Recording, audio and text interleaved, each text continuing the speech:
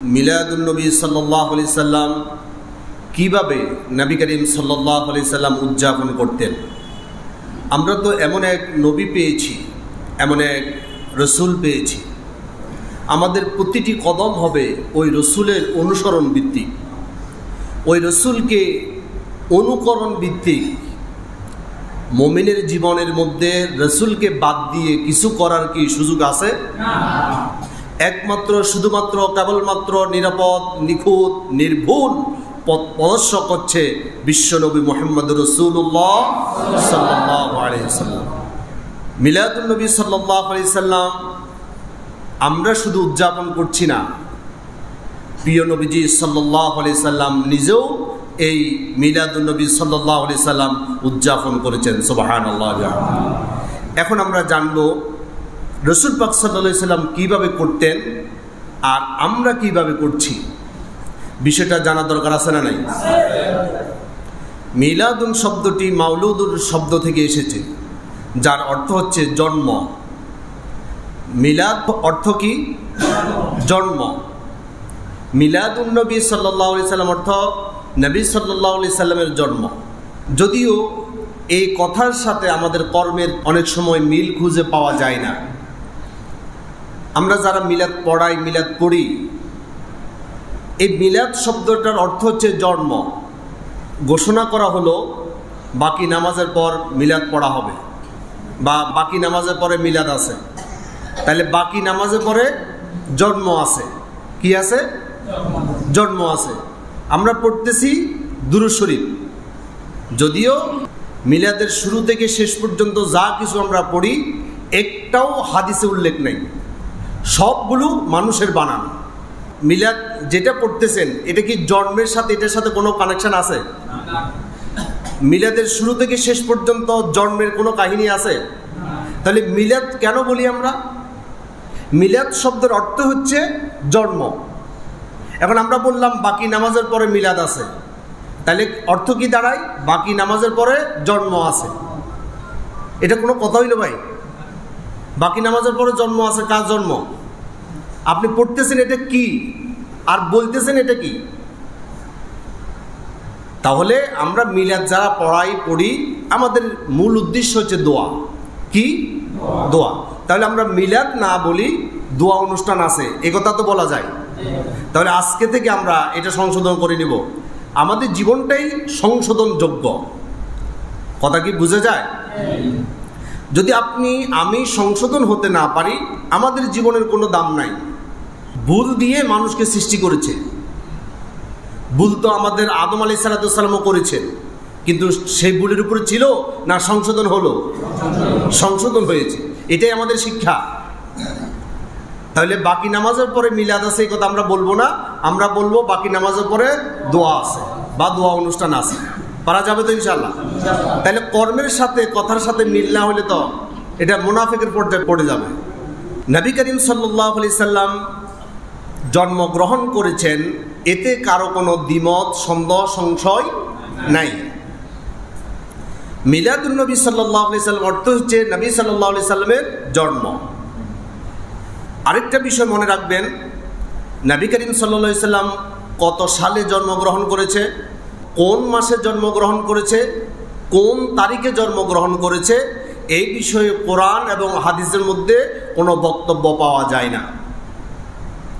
কোন বছর নবী করিম সাল্লাল্লাহু আলাইহি সাল্লাম জন্মগ্রহণ করেছেন এ বিষয়ে একটা হাদিস পাওয়া যায়। হাদিসের মধ্যে এসেছে আমুল ফিলের বছর, অর্থাৎ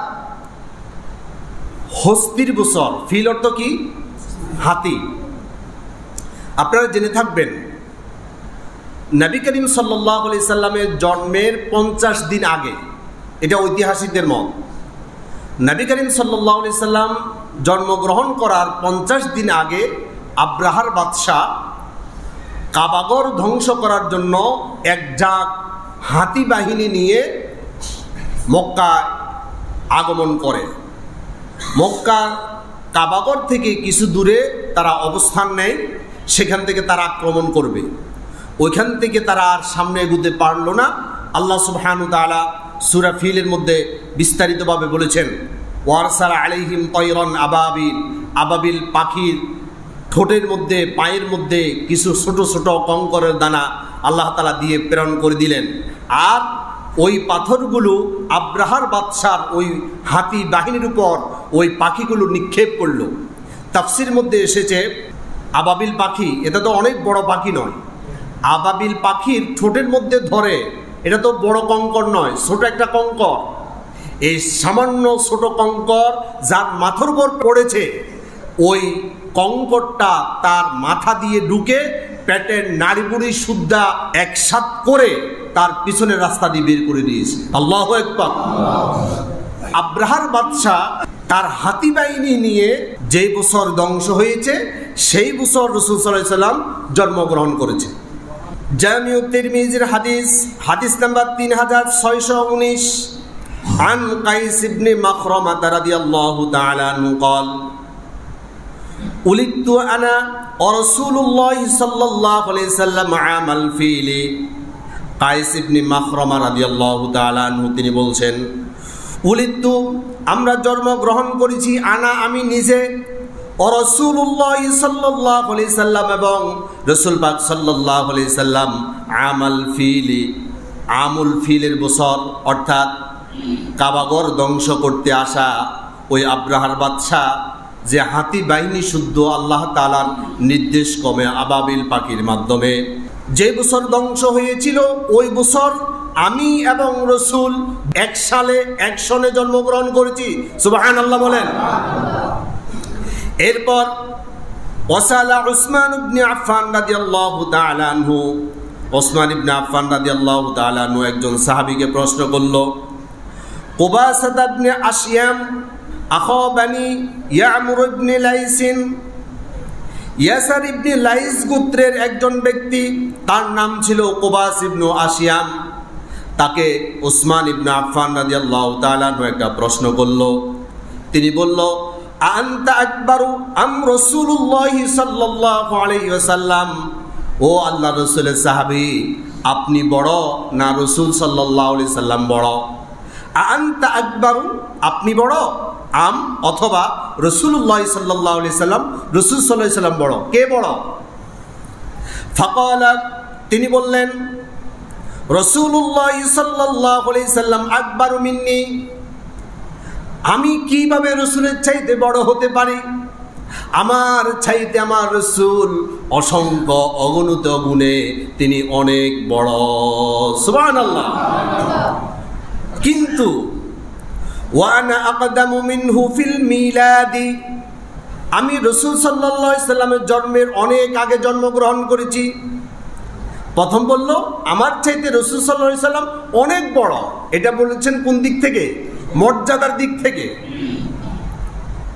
কিন্তু পরে তিনি বলছে ওয়ানা আকদামু মিনহু ফিল মিলাদি, আমার মিলাদ, আমার জন্ম রাসূল পাক সাল্লাল্লাহু আলাইহি সাল্লামের অনেক আগে হয়েছে। কত আগে?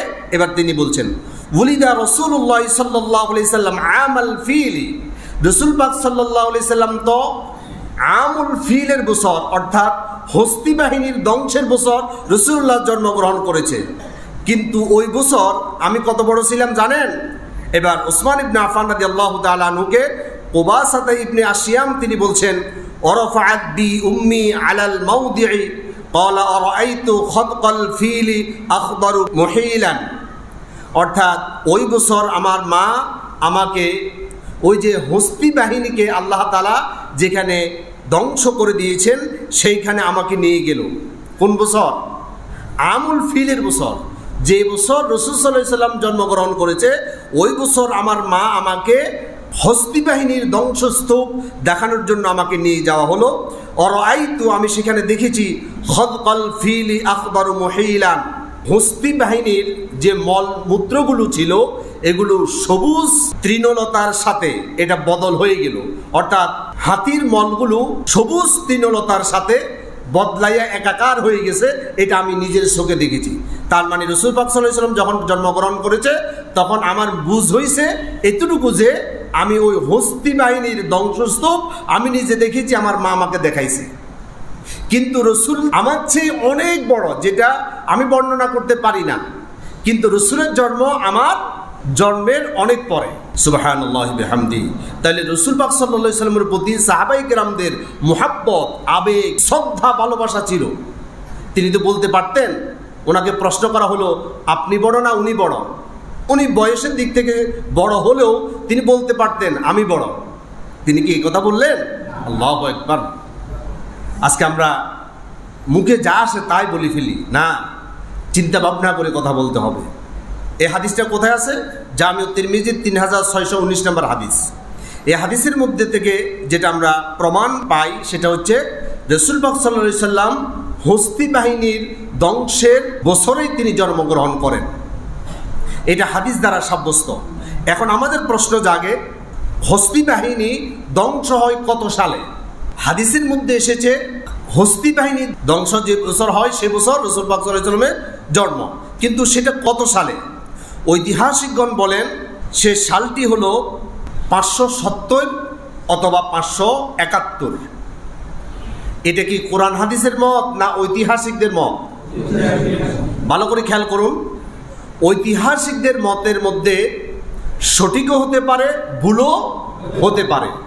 ভুল এবং শুদ্ধের সংমিশ্রণ ঘটে যাওয়ার সম্ভাবনা রয়েছে। আরেকটা কনসেপ্ট আমাদেরকে রাখতে হবে, ঐতিহাসিকদের বক্তব্যের মাধ্যমে ধারণা তৈরি হয়, কিন্তু ইয়াকিন এবং বিশ্বাস তৈরি হয় না। কোরআন এবং হাদিসের অকাট্য দলিলের মাধ্যমে বিশ্বাস যেমন আমাদের পাকাপুক্ত হয়, ঐতিহাসিকদের বক্তব্য সেইভাবে আমরা ইয়াকিন এবং বিশ্বাসের দিক থেকে সেইভাবে আমরা গ্রহণ করতে পারি না। কথা কি ক্লিয়ার?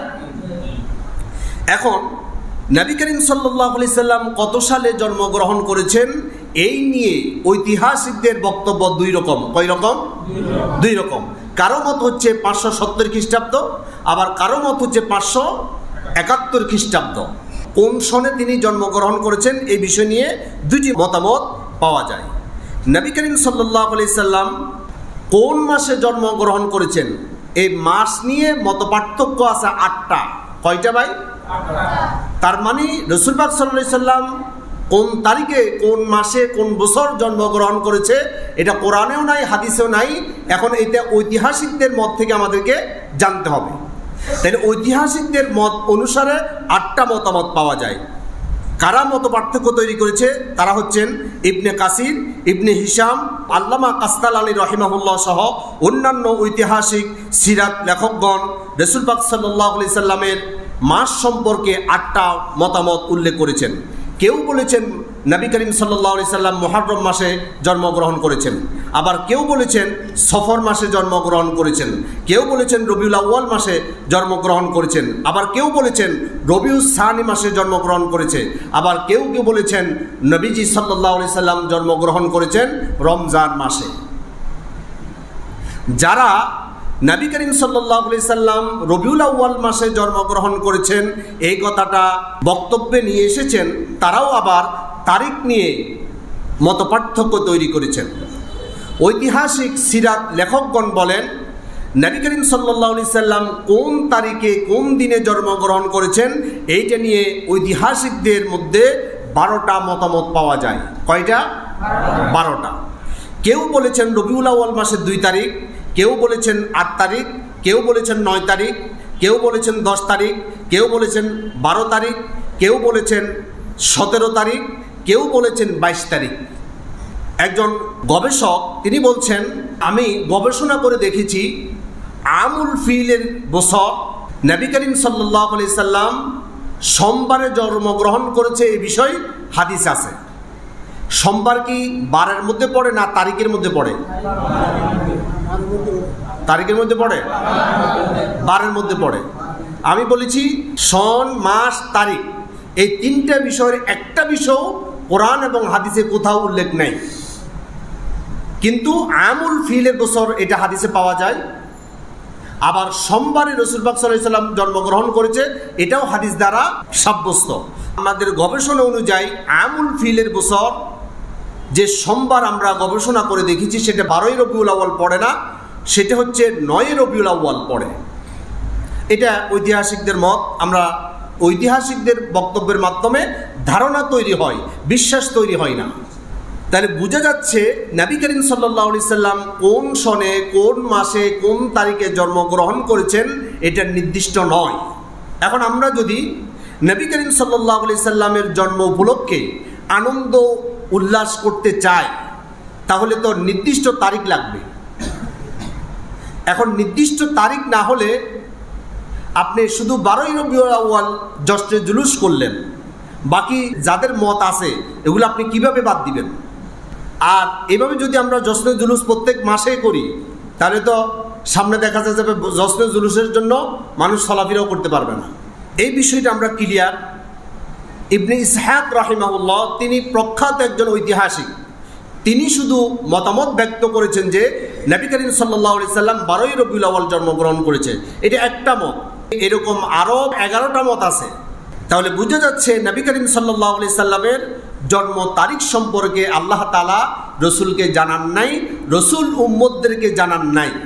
একটা বিষয় মনে রাখবেন, যেটা আল্লাহ বলে নাই, রসুল পাক সাল্লাল্লাহু আলাইহি সাল্লাম বলে নাই, এই বিষয়টাকে শরীয়তের মধ্যে একেবারে পাকাপোক্ত করে এটার উপর ইস্তেকামত থাকা, এটা মুমিনের উচিত নয়। রসুল পাক সাল্লাল্লাহু আলাইহি সাল্লাম মিলাদুন নবী সাল্লাল্লাহু আলাইহি সাল্লাম কিভাবে উদযাপন করতেন? আসুন রসুল সাল্লাল্লাহু আলাইহি সাল্লামের হাদিস থেকে আমরা জানি। রসুল পাক সাল্লাল্লাহু আলাইহি সাল্লাম মিলাদুন নবী সাল্লাল্লাহু আলাইহি সাল্লাম পালন করতেন সাপ্তাহিক। আমরা করতেছি কি সাপ্তাহিক না বাৎসরিক? রসুল সাল্লাল্লাহু আলাইহি সাল্লাম মিলাদুন নবী সাল্লাল্লাহু আলাইহি সাল্লাম পালন করতে সাপ্তাহিক না বাৎসরিক? সাপ্তাহিক। আমরা পালন করি কখন? বাৎসরিক। চট্টগ্রামের মানুষরা মিলাদুন নবীর ব্যাপারে এত আসক্ত, কিন্তু মিলাদুন নবীর উৎপত্তি, ক্রমবিকাশ এই সম্পর্কে কিছুই জানে না। এই জন্য আজকের আলোচনা খুব সেন্সিটিভ। আল্লাহ তাআলার ঘোষণা হচ্ছে ওয়ালা তাকফু মা লাইসা লাকা বিহি ইলম, সূরা বানী ইসরাঈলের 36 নম্বর আয়াত।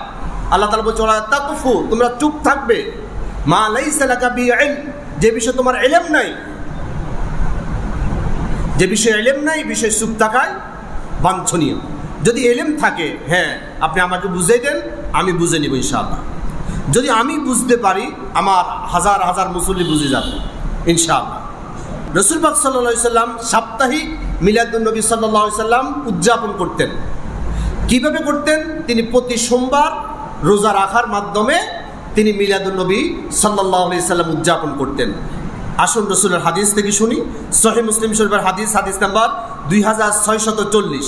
আন আবি কাতাদাতা আল আনসারী রাদিয়াল্লাহু তাআলা আনহু قال ان رسول الله صلى الله عليه وسلم سئل عن صوم الاثنين, নবী করিম সাল্লাল্লাহু আলাইহি সাল্লামকে প্রশ্ন করা হলো ইয়াউমুল ইসনাইন, সাওমুল ইসনাইন, সোমবার রোজা রাখার ব্যাপারটা।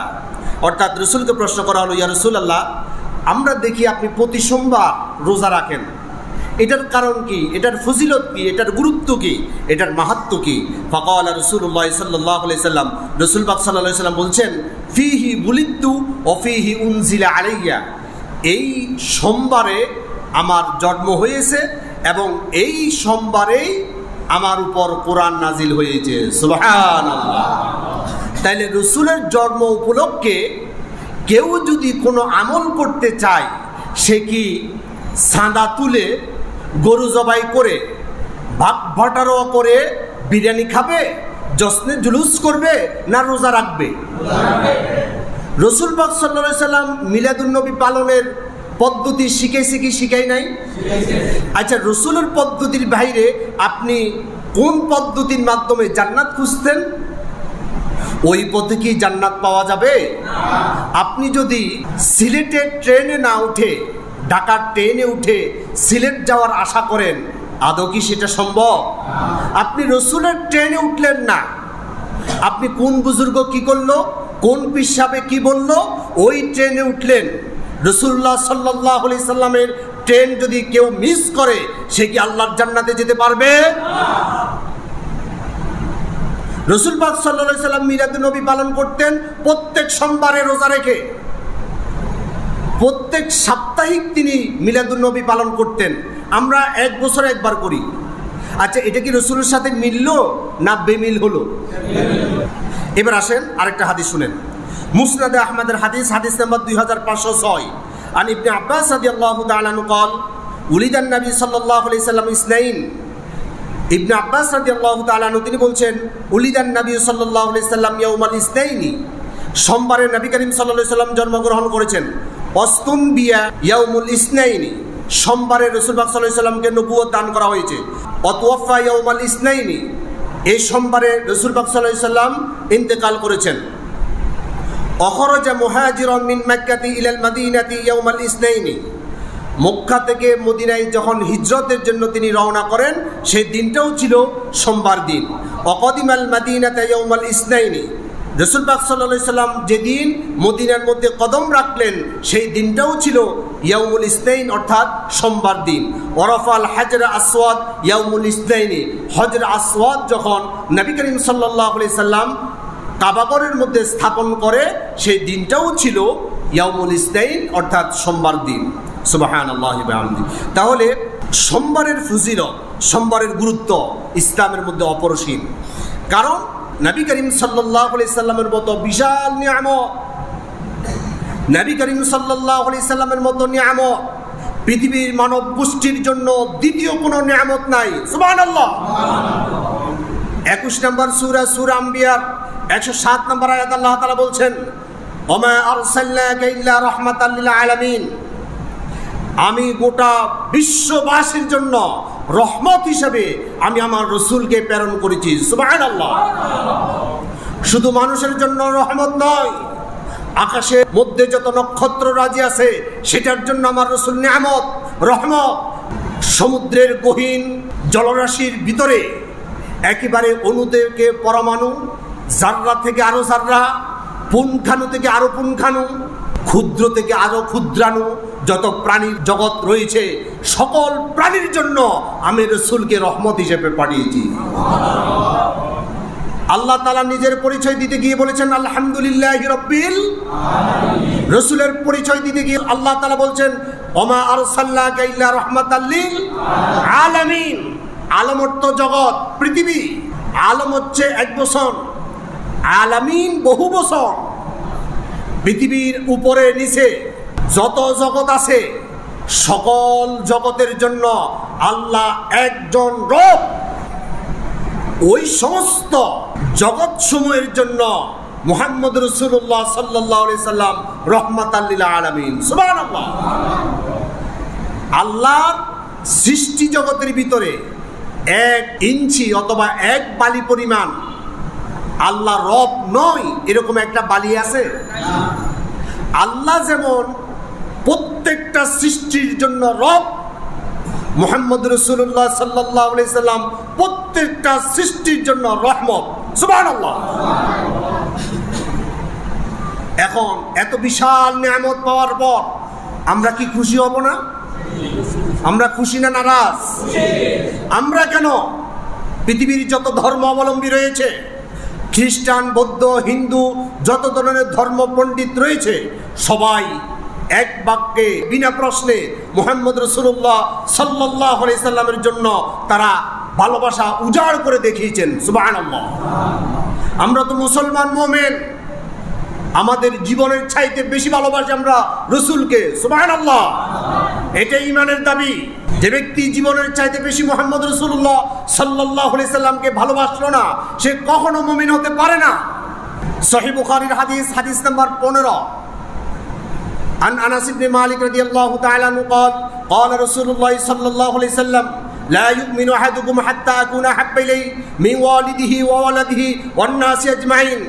রাসূলুল্লাহ বলছেন লা ইউমিনু আহাদুকুম, আহাদ অর্থ কয়জন? একজন। লা ইউমিনু আহাদুকুম, একজনও মুমিন হতে পারবে না হাত্তা আকুনা আহাব্বা ইলাইহি, যতক্ষণ পর্যন্ত আমাকে মহব্বত করবে না। মিন ওয়ালিদিহি ওয়া ওয়ালাদিহি ওয়ান নাসি আজমাইন, তোমার সন্তান, তোমার পরিবার, ওয়ান নাসি আজমাইন, পৃথিবীর সমস্ত কিছু থেকে আমাকে যতক্ষণ পর্যন্ত আমার উম্মতরা মুহাব্বত করবে না ততক্ষণ পর্যন্ত একজনও আল্লাহর দপ্তরে মুমিন বলে গৃহীত হবে না। আল্লাহু আকবার। জশ্নে জুলুস করে রাসূলকে ভালোবাসতে হবে, এটার দলিল কি?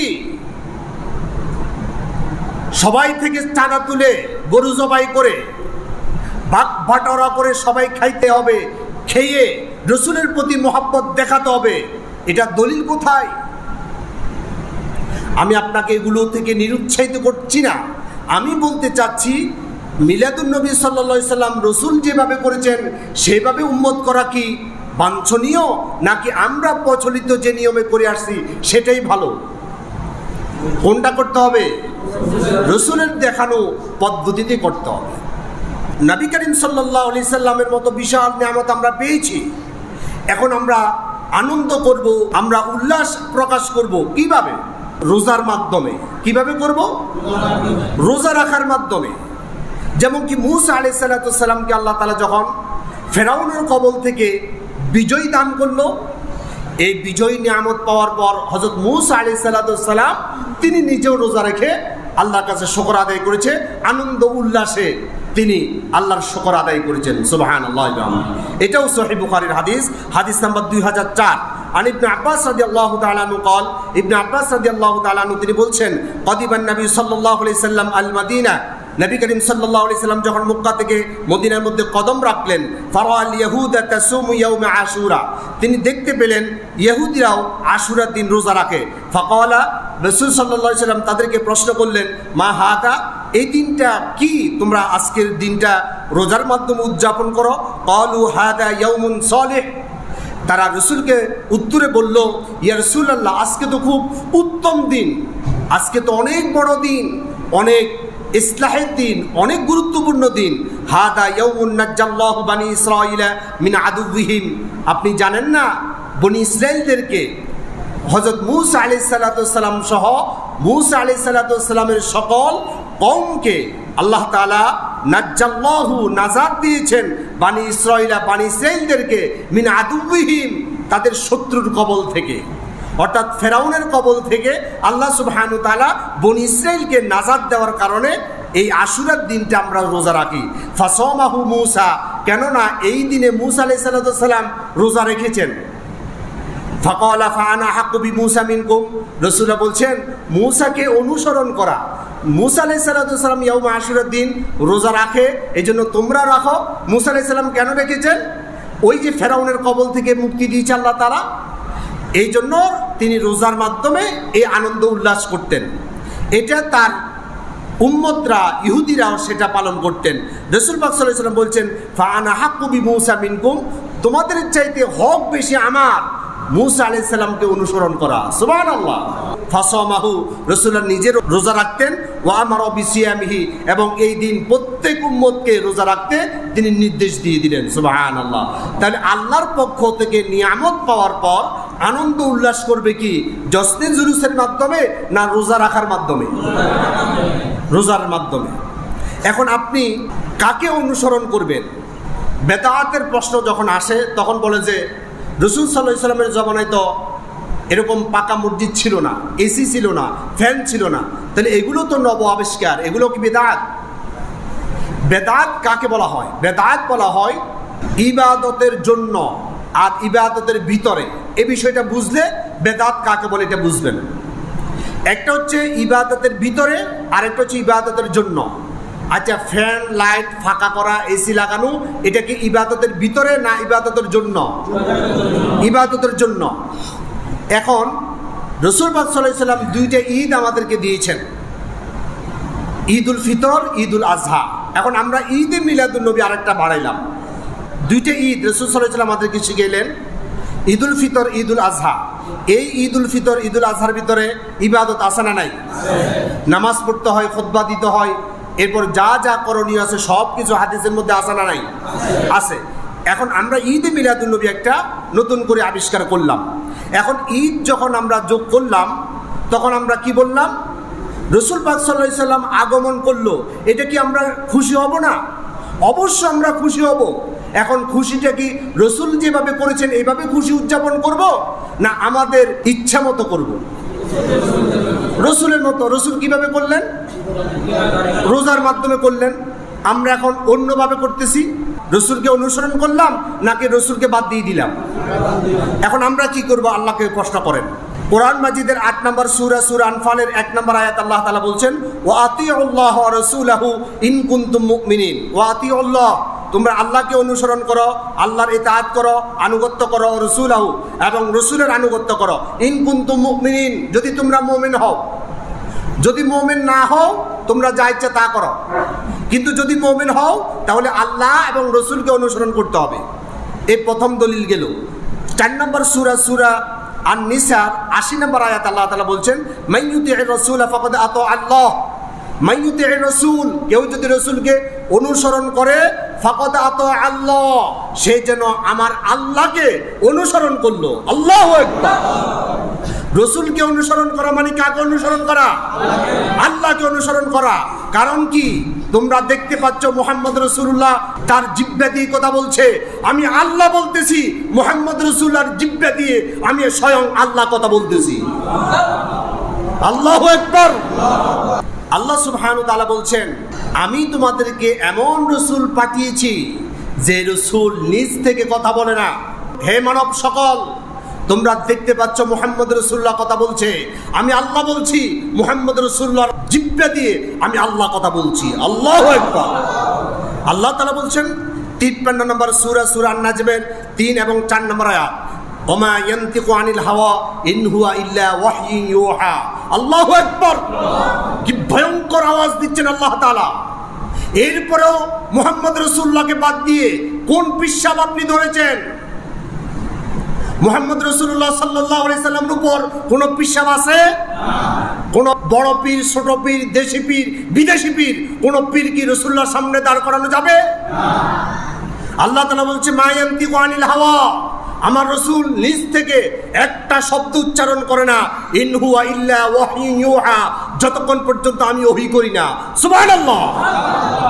মুহাম্মাদের জিহ্বা দিয়ে তোমরা দেখতে পাচ্ছ মুহাম্মদ কথা বলছে, আমি আল্লাহ সাক্ষী দিচ্ছি, মুহাম্মাদের জিহ্বা দিয়ে আমি স্বয়ং আল্লাহ কথা বলছি।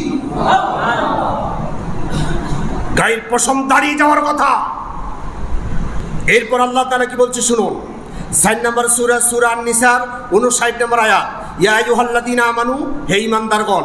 ঈমানদারের বাইরে যারা আছেন তারা বাদ, যারা ঈমান এনেছে তাদের কথা বলতেছে আল্লাহ তাআলা। ইয়া আইয়ুহাল্লাযীনা আমানু, হে ঈমানদারগণ, আতিউল্লাহ, তোমরা আল্লাহর অনুসরণ করো, আল্লাহর ইতাআত করো, আল্লাহর আনুগত্য করো, ওয়া আতিউর রাসূল, এবং রাসূলের আনুগত্য করো, অনুসরণ করো, অনুকরণ করো, ওয়া উলিল আমরি মিনকুম, এবং রাসূল এবং আল্লাহকে অনুসরণ করে যারা কথা বলে, তোমাদের দায়িত্বশীল যারা রয়েছে তাদেরকে তোমরা অনুসরণ করবে। ফাইন তানাযাতুম ফি শাই, যদি তোমাদের মধ্যে কোনো মতপার্থক্য তৈরি হয়, এমন একটা বিষয় সামনে চলে এসেছে, কেউ বলতেছে জসনজুলু জায়েজ, কেউ বলতেছে না জায়েজ, কেউ বলতেছে ঈদ মিলাদুন্নবী করতে হবে, কেউ বলতেছে করতে হবে না। এই যে মতপার্থক্য, এই যে একটা ঠেলাঠেলি ধাক্কাধাক্কির পরিস্থিতি তৈরি হয়, ফাইন তানাযাতুম ফি শাই, এরকম পরিস্থিতি যদি তোমাদের সৃষ্টি হয় তোমরা কি করবে? আল্লাহ তাআলা ফায়সালা দিচ্ছেন, ফারুদ্দুহু ইলাল্লাহি ওয়া রাসূলি, তোমরা আল্লাহ এবং রাসূলের দিকে ফিরে যাবে। যেহেতু ঈদে মিলাদুন্নবী নিয়ে পক্ষে এবং বিপক্ষে বিভিন্ন কথাবার্তা আছে, এখন আমরা কি এটা নিয়ে টানা হেঁচড়া করব, না আল্লাহ এবং আল্লাহ রসুলের দিকে চলে যাব? তো আল্লাহ এবং আল্লাহ রসুল কি করলেন? রসুল সাল্লাল্লাহু আলাইহি সাল্লাম সাপ্তাহিক মিলাদুন্নবী সাল্লাল্লাহু আলাইহি সাল্লাম তিনি উদযাপন করতেন। কিভাবে করতেন? রোজার মাধ্যমে। আল্লাহ তাআলা ফায়সালা দিচ্ছে, যদি তোমাদের মধ্যে কোনো বিষয় মতপার্থক্য তৈরি হয় তোমরা আল্লাহ এবং আল্লাহ রসুলের দিকে চলে যাবে। তাহলে রসুল যেহেতু সাপ্তাহিক সোমবারে রোজার মাধ্যমে মিলাদুন্নবী পালন করেছেন, আমরাও রসুলের দিকে চলে যাই, রসুলেরটা নিই, রসুলেরটা গ্রহণ করি, রসুলকে অনুসরণ করি, রসুলকে অনুকরণ করি। আমরাও প্রত্যেক সোমবারে আশিক রসুলের বহিঃপ্রকাশ ঘটানোর জন্য প্রত্যেক সোমবারে রোজা রাখার মাধ্যমে রসুলের মিলাদ, রসুলের জন্ম উদযাপন করা, এটা কি শ্রেষ্ঠতম কাজ হতে পারে না? ফারুদ্দুহু ইলাল্লাহি ওয়া রাসূলি, তোমরা আল্লাহ এবং রাসূলের দিকে ফিরে যাবে। ইন কুনতুম তুমিনুনা বিল্লাহি ওয়াল ইয়াউমিল আখির, যদি তোমরা আখিরাত এবং আল্লাহর উপর ঈমান আনো। যাদের আল্লাহর উপর ঈমান আছে, আখিরাতে জবাবদিহি করতে হবে, এরকম যারা প্রত্যাশা করে, এই ধরনের ধারণা লালন করে, ঈমান রাখে, তাদেরকে ফিরে যেতে হবে আল্লাহ এবং আল্লাহ রসুলের দিকে। যদি আপনি মনে করেন যে আমার আল্লাহর উপর বিশ্বাস নাই, আখিরাতের উপর বিশ্বাস নাই, তাহলে আপনি যা ইচ্ছা তা করেন। 33 নম্বর সূরা সূরা আহজাবের 21 নম্বর আয়াত আল্লাহ তাআলা বলছেন, লাকাদ কানা লাকুম ফি রাসূলিল্লাহি উসওয়াতুন হাসানাহ লিমান কানা ইয়ারজুল্লাহ ওয়াল ইয়াউমাল আখির ওয়া যাকারাল্লাহ কাসীরা। আল্লাহ তাআলা বলছেন, রাসূল পাক সাল্লাল্লাহু আলাইহি সাল্লামের জীবনের মধ্যে রয়েছে তোমাদের জন্য উত্তম আদর্শ। লিমান কানা ইয়ারজুল্লাহ, যারা প্রত্যাশা করো আল্লাহর কাছ থেকে, ওয়াল ইয়াউমিল আখির, এবং আখিরাতে, ওয়া যাকারাল্লাহ কাসীরা, এবং অধিক পরিমাণে যারা আল্লাহকে স্মরণ করো তাদের জন্য আমার নবীর জীবনের মধ্যে রয়েছে উত্তম আদর্শ। আচ্ছা, রসুলের জীবনের মধ্যে পাওয়া যায় মিলাদুন নবী পালনের ক্ষেত্রে রোজা। আল্লাহ তাআলা আবার বলতেছে রসুলের জীবনের মধ্যে তোমাদের জন্য কি আছে? উত্তম আদর্শ। এখন আমরা রোজা না রেখে যা কিছু করতেছি এটা কি উত্তম হতে পারে? এটা তো রসুলের জীবনে নাই। রসুলের জীবনে আছে রোজা। এখন রোজাটা হচ্ছে সর্বোত্তম, এটার ফয়সালা দিচ্ছে কে? আল্লাহ। লাকাদ কানা লাকুম ফি রাসূলিল্লাহি উসওয়াতুন হাসানাহ, তোমাদের জন্য রসুলের জীবনের হচ্ছে উসওয়াতুন হাসানাহ, উত্তম আদর্শ, উত্তম কোয়ালিটি। এখন রসুলের জীবনের মধ্যে পাওয়া যায় রোজা। এখন রোজাকে বাদ দিয়ে আমরা খুঁজতেছি পথ সোজা। পথ সোজা বলতে কোনটা? টাকা পয়সা তুলে পিকনিকের মতো করে কিছু খাওয়া, এটা তো সোজা। এটার মধ্যে খাওয়া আছে, আনন্দ আছে। রোজার মধ্যে তো কেউ দেখবেও না, কেউ আমাকে আশেক রসুল বলবেও না, এজন্য আমরা সেটা বাদ দিয়ে দিলাম। যাই হোক, এবার আপনার বিবেকের কাছে প্রশ্ন রেখে দিলাম, বাকিটা আপনি বুঝবেন। এরপর আসেন 24 নম্বর সূরা নূরের 63 নম্বর আয়াত আল্লাহ তাআলা বলছেন, ফালইয়াহদারিল্লাযীনা ইউখালিফুনা আন আমরিহি, যারা রাসূল পাক সাল্লাল্লাহু আলাইহি সাল্লাম জীবন আদর্শ পাওয়ার পর ইউখালিফুনা ইখতিলাফ করে, মতপার্থক্য তৈরি করে, রাসূলের আদর্শ বাদ দিয়ে অন্য কোনো জিনিস তালাশ করে, আন তুসিবাহুম ফিতনা, তাদের জন্য কঠিন ফিতনা, কঠিন আযাব তাদের উপর আল্লাহর পক্ষ থেকে আসবে। আও ইউসিবাহুম আযাবুন আলীম, এবং কঠিন পীড়াদায়ক, যন্ত্রণাদায়ক কষ্ট তাদের জন্য অপেক্ষামান। যারা রসুলকে বাদ দিয়ে অন্য কোনো আদর্শ তালাশ করবে, রসুল কিভাবে করতো এটাকে তারা গ্রহণ করে না, নতুন কি আছে সুবিধা মতো ইসলাম গ্রহণ করে, আল্লাহ তাআলা বলছেন আন তুসিবাহুম ফিতনাতুন আও ইউসিবাহুম আযাবুন আলীম, তাদের জন্য কঠিন ফিতনা এবং যন্ত্রণাদায়ক আযাবের জন্য তারা অপেক্ষা করতে হবে।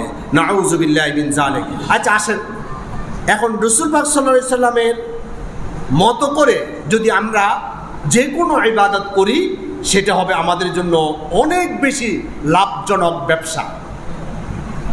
ধরুন আপনি একটা খাওয়া খাচ্ছেন, ওই খাওয়ার মধ্যে পুষ্টি আছে, স্বাদ আছে, খিদা নিবারণ আছে।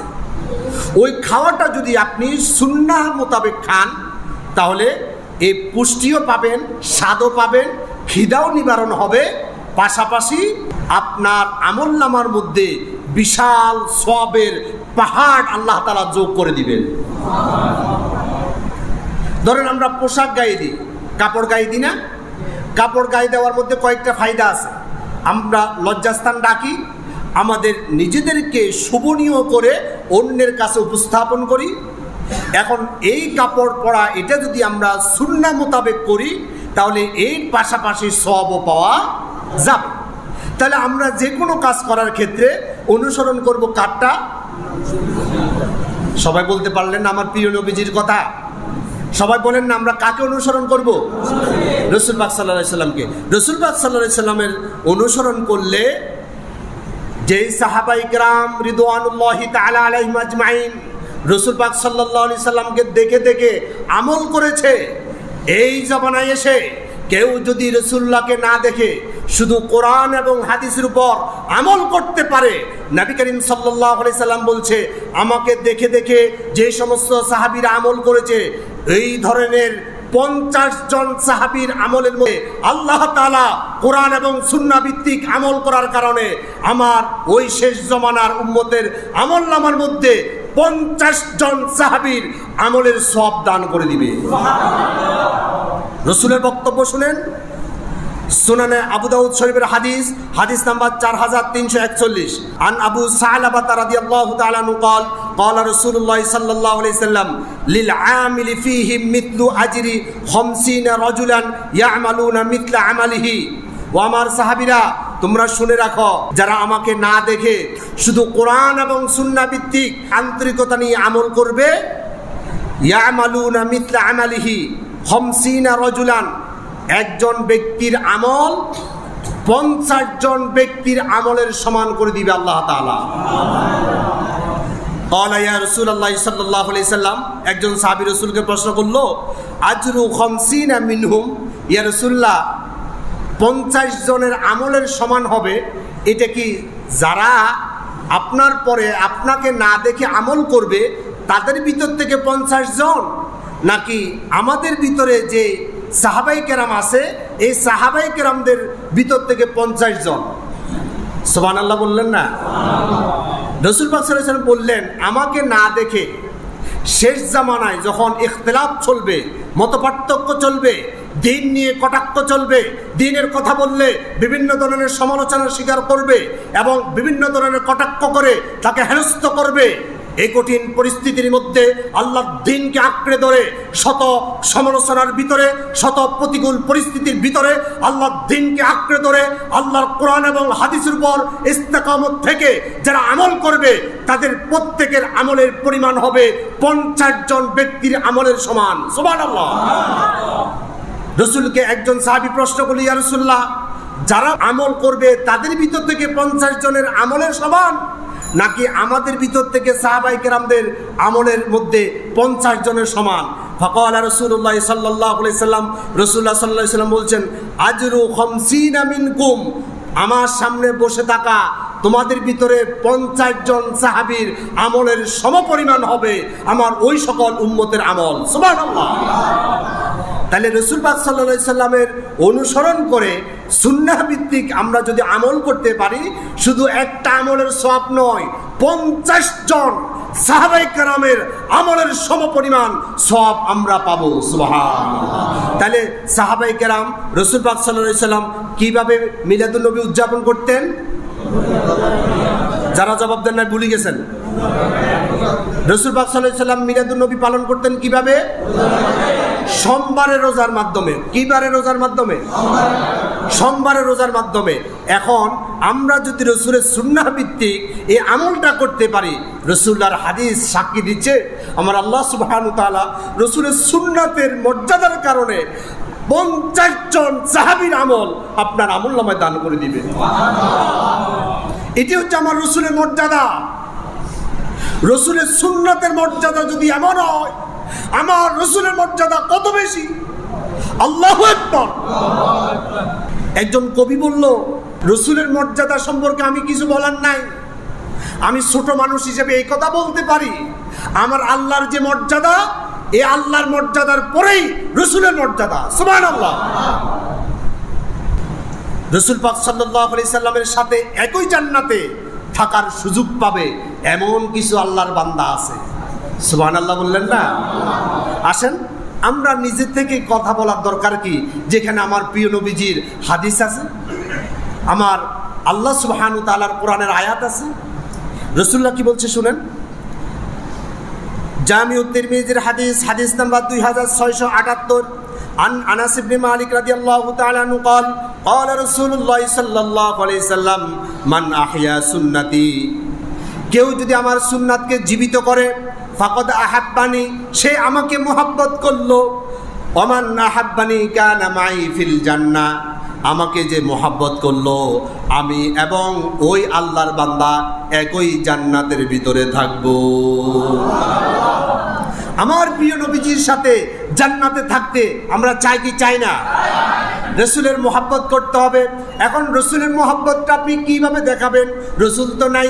রাসূল যদি থাকতো, সৌদি আরব আমাদেরকে ভিসা দিত কি দিত না, বিমান ভাড়া আছে কি নাই আমরা এটা দেখতাম না। আমরা আরব সমুদ্র পাড়ি দিয়ে সমুদ্রের উত্তাল তরঙ্গ ভেদ করে নবীজির কদম মোবারক আমরা পৌঁছে যেতাম। আর রাসূল কখন বের হবে, রাসূলের জুতাগুলো আমরা ঠিক করে দিতাম আর বলতাম, ইয়া রাসূলুল্লাহ, আমরা কিরকম আপনাকে ভালোবাসি, কি ধরনের ভালোবাসা আপনার প্রতি আমার আছে আপনি দেখেন। রাসূল যখন বাথরুমে যেত, আমরা বদনাটা পানি ভর্তি করে রাসূলের জন্য অপেক্ষায় থাকতাম, আমার রাসূল কখন বের হবে, রাসূলের একটু খেদমত করে নিজেকে ধন্য করব। এখন রসুল তো নাই, রসুলকে আমরা এইভাবে মোহাব্বত দেখাতে পারতাম যদি রসুলকে আমরা পেতাম। আমার রসুল তো আমাদের থেকে বিদায় নিয়ে চলে গেল, এখন কিভাবে আমরা মোহাব্বত করব? রসুল্লাহ ফাইসালা দিচ্ছেন, মান আহিয়া সুন্নাতি, যে ব্যক্তি আমার সুন্নাতকে জীবন্ত করবে। সোমবারের রোজা রেখে মিলাদুন নবী পালন করা, এটা হচ্ছে সুন্নাহ। এটা এখন মৃত নাকি জীবিত? কথা বলে না কেন? এই সুন্নাত কি জীবিত না মৃত?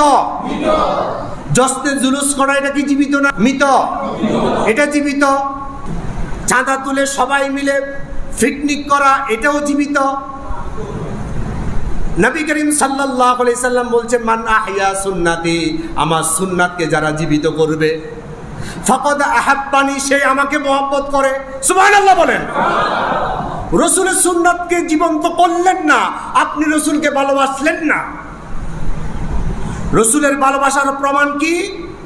শুধু আশিক রাসূল মুখ দিয়ে আওড়ানো নয়।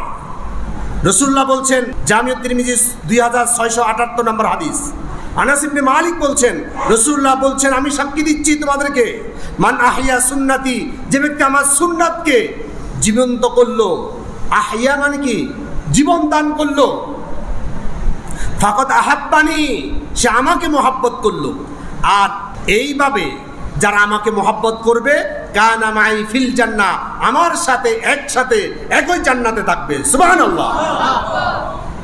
নবী করিম সাল্লাল্লাহু আলাইহি সাল্লামের অনুসরণ অনুকরণ ব্যতীত কোন উম্মত আল্লাহর জান্নাতে যেতে পারবে না। ইহুদি, খ্রিস্টান, হিন্দু, বৌদ্ধ সবাই জান্নাতে যেতে চায়, কিন্তু তারা তাদের নবীকে মানে না, যেইভাবে নবী বলেছেন সেইভাবে। ইব্রাহিম আলাইহিস সালামের মতো বিশাল জলিল কদর পয়গম্বর, তার বাবা তাকে অনুসরণ না করার কারণে সেও জাহান্নামে যাবে। সহিহ বুখারীর হাদিস, হাদিস নাম্বার 3350, আন আবি হুরায়রা রাদিয়াল্লাহু তাআলা আনহু قال قال رسول الله صلى الله عليه وسلم, রাসূল সাল্লাল্লাহু আলাইহি সাল্লাম বলছেন, ইয়ালকা ইব্রাহিম আবাহু আযর ইয়াউমাল কিয়ামা, কিয়ামতের দিন ইব্রাহিম তার বাবা আযরের সাথে সাক্ষাৎ পেয়ে যাবে, একসাথে হয়ে যাবে। ওয়া আলা ওয়াজহি আযর কতরাতু ওয়া গবারা, ইব্রাহিম আলাইহিস সালাম জান্নাতি পোশাক পরিধান করে জান্নাতি মেহমান হয়ে জান্নাতের দিকে যাবে, আর তার বাবা আযরকে জাহান্নামের শিকল পরাইয়া জাহান্নামের ফেরেশতারা টেনে হেসড়ে জাহান্নামের দিকে নিয়ে যাচ্ছে। প্রতিমধ্যে বাবা এবং ছেলের সাথে ইয়ালকা ইব্রাহিম আযর ইয়াউমাল কিয়ামা, আমার প্রিয় নবীজি সাল্লাল্লাহু আলাইহি সাল্লাম বলছে, বাপ বেটা দুইজনের সাথে সাক্ষাৎ হয়ে যাবে। ইব্রাহিম আলাইহিস সালাম দেখবে ওয়ালা ওয়াজহি, ওয়াজহুর অর্থ কি? মুখমণ্ডল। তার পিতা আযরের মুখমণ্ডল ধুলাই দূষিত, উস্কো শুষ্ক চুল, বদন মলিন চেহারা। এই বাবার পায়ের মধ্যে হাতের মধ্যে জাহান্নামের শিকল পরিহিত অবস্থায় থেকে হযরত ইব্রাহিম আলাইহিস সালাম বলবে, ফায়াকুলু লাহু ইব্রাহিম, ইব্রাহিম ডেকে বলবে, আলাম আকুল্লাকা লা তাসিনি, হে আমার পিতা, আপনাকে কত করে বলেছি আমাকে অনুসরণ করেন, আপনি আমাকে অনুসরণ করলেন না। এখন নবীর পিতা, নবীর জন্মদাতা বাবা নবীকে অনুসরণ না করে প্রচলিত নিয়ম অনুসরণ করে জীবন যাপন করার কারণে এখন কিয়ামতের ময়দানে দুইজনের সাথে সাক্ষাৎ হয়ে গেল। এরপর কি? ফায়াকুলু আবুহু, তার পিতা তাকে বলবে, ফালইয়াউমা লা আসিকা, আমি তোমাকে কথা দিচ্ছি তোমার আর অবাধ্য হব না, যা করে ফেলেছি তো করে ফেলেছি, লা আসিকা, আমি তোমার আর অবাধ্য হব না। যত কিছু হোক, পিতা তো নিজের জন্মদাতা বাবা, একটু তো মোহাব্বত বা মায়ামতা দুর্বলতা আছে।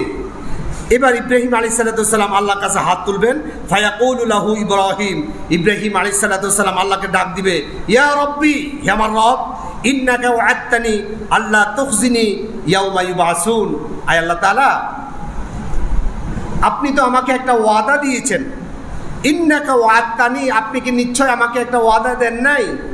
কি ওয়াদা? আল্লাহ তুখজিনি ইয়াউমা ইউবাসুন, কিয়ামতের দিন আপনি আমাকে লজ্জিত করবেন না, এই ব্যাপারে আপনি আমাকে একটা ওয়াদা দিয়েছেন। আপনার কি মনে আছে? আল্লাহকে তিনি আরো বলবেন, ফাইয়ু খিজিন আখজা মিন আবিল আবাদ, আমার সামনে আমার পিতাকে জাহান্নামের শিকল পরাইয়া জাহান্নামের ফেরেশতা দিয়ে টেনে হেঁচড়ে নিয়ে যাচ্ছেন, এটা কি আমার জন্য লজ্জার বিষয় নয়? আপনি তো আমাকে ওয়াদা দিয়েছেন, হে ইব্রাহিম, তোমাকে আমি কিয়ামতের দিন লজ্জিত করব না। আমার সামনে আমার বাবাকে এরকম অপমান অপদস্থ করা হচ্ছে, এটা কি আমার জন্য লজ্জার বিষয় নয়? ফায়াকুল্লাহু তাআলা আযজা ওয়া জাল, আল্লাহ সুবহানাহু ওয়া তাআলা ইব্রাহিমকে ডাক দিয়ে বলবে, ইন্নী হারামতুল জান্নাতা আলাল কাফিরিন, এই সমস্ত কাফেরদের জন্য যারা আমার পক্ষ থেকে আনিত বিধান আমার রাসূলের মুখ দিয়ে বাইর করার পরেও আমার রাসূলের আদর্শ গ্রহণ না করে অন্য আদর্শ গ্রহণ করেছে, এদের জন্য আমি জান্নাতকে হারাম করে দিয়েছি। আল্লাহু আকবার। থুম্মা ইউকালু ইয়া ইব্রাহিম, আল্লাহ সুবহানাহু ওয়া তাআলা ইব্রাহিমকে ডাক দিয়ে বলবে, মা তাহতার রিজলাইক, হে ইব্রাহিম, তোমার পায়ের দিকে তাকিয়ে দেখো, যেখানে তোমার বাবা ছিল সেখানে তুমি তাকিয়ে দেখো। ফায়ানজুর, তিনি নজর করে দেখবেন, ফাইদা হুয়া বিজিখিন মুলতাতখিন ফায়ুখাযু বিকাওয়াইমিহি ফায়ুলকা ফিন্নার, যেখানে তার বাবা বসেছিল সেখানে আস্ত একটা শূকর বসে আছে। আল্লাহ তার বলবে, ফায়ুখায, তাকে ধরো, বিকাওয়াইমিহি, তাকে ধরে তার পা ধরে টেনে ফায়ুলকা ফিন্নার, জাহান্নামে নিক্ষেপ করো। ইব্রাহিম আলাইহিস সালাতু ওয়াস সালামকে আল্লাহ তাআলা বুঝাই দিবে, তোমার সামনে তোমার বাবার সুরতে তোমার বাবাকে জাহান্নামে ফেলে দিলে তোমার লজ্জা হয়, এজন্য তোমার বাবাকে শূকর বানাইয়া জাহান্নামে আমি ফেলে দিলাম, যাতে করে তুমি লজ্জা থেকে বেঁচে থাকো। আর আমি যে তোমাকে ওয়াদা দিয়েছিলাম তোমাকে আমি লজ্জিত করব না, তোমার বাবাকে শূকর বানাইয়া তারপর আমি জাহান্নামে ফেলে দিলাম, যাতে তুমি লজ্জিত না হও।